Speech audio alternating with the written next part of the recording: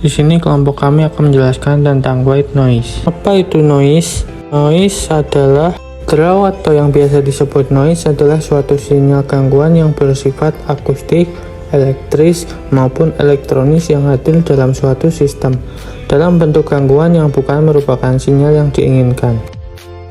Lalu ada white noise. White noise merupakan suatu noise dengan kerapatan spektral daya yang merata pada seluruh komponen frekuensinya. Dikatakan white noise karena berpedoman pada kenyataan bahwa sebenarnya cahaya putih merupakan kumpulan dari berbagai warna yang dapat diuraikan secara merata melalui suatu spektrum. Demikian pula dengan white noise yang juga terdiri dari berbagai sumber draw. Per daerah energi elektron dan molekul-molekul yang merupakan pembangkit di draw tersebut. Gambar di bawah memperlihatkan bentuk white noise dalam suatu saluran komunikasi. Berikut adalah contoh gambarnya. Macam-macam white noise. Yang pertama, thermal noise. Thermal noise terdapat di semua media transmisi dan pada semua peralatan komunikasi. Disebabkan oleh panas elektron dalam konduktor, sehingga tidak dapat dihapus atau dilenyapkan. Thermal noise memiliki distribusi energi yang uniform pada spektrum frekuensi dan memiliki distribusi level yang normal. Yang kedua, thermal noise merupakan faktor penentu batas bawah sensitivitas sistem penerima. Thermal noise tidak terlalu berpengaruh untuk transmisi voice, tetapi akan sangat berpengaruh. Thermal noise dapat didekati oleh suatu white noise yang memiliki rapat spektral daya yang uniform pada spektrum frekuensi. Semua peralatan dan media transmisi mempunyai saham dalam timbulnya thermal noise jika temperaturnya di atas 0 derajat Kelvin. Harga thermal noise dalam deskripsi berikut adalah contohnya. Cara untuk mereduksi thermal noise antara lain adalah 1. Persempit bandwidth, 2. Kurangi jumlah resistif elemen, 3. Kurangi temperatur komponen elektron, 4. Jauhkan media transmisi dari sumber noise, 5. Memberi jaket pada KB. Crosstalk ditimbulkan oleh kopel elektrik antar kabel yang diletakkan berdekatan, misalnya antara twisted pair atau kabel coaxial yang membawa multiple sinyal, yang merupakan penghubung antar sinyal yang tidak diinginkan. Bicara silang atau crosstalk akan semakin jelas atau bertambah apabila jarak yang ditempuh semakin jauh.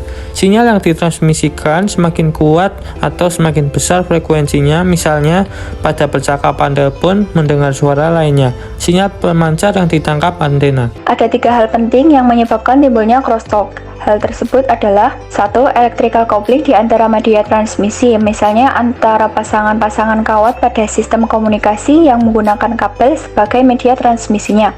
2. Pengendalian yang kurang baik dari frekuensi respons, misalnya desain filter yang kurang baik. 3. Non-linearity pada analog multiplex system atau FDM. Penyebab crosstalk antara lain: 1. Gandengan elektris antar media, 2. Pengendalian respon frekuensi yang buruk, 3. Ketidaklinearan mux analog. Dengan menggunakan penanggulangan: 1. Beri jarak antar kabel, 2. Pergunakan kabel terisolasi. Intermodulation noise, apabila sinyal-sinyal dengan frekuensi berbeda bersamaan memakai medium transmisi yang sama, sehingga menghasilkan sinyal-sinyal pada suatu frekuensi yang merupakan penjumlahan atau pengalian dari 2 frekuensi asalnya. Sebagai contoh, sinyal dengan frekuensi F1 dan F2 maka akan mengganggu sinyal dengan frekuensi F1 dan F2.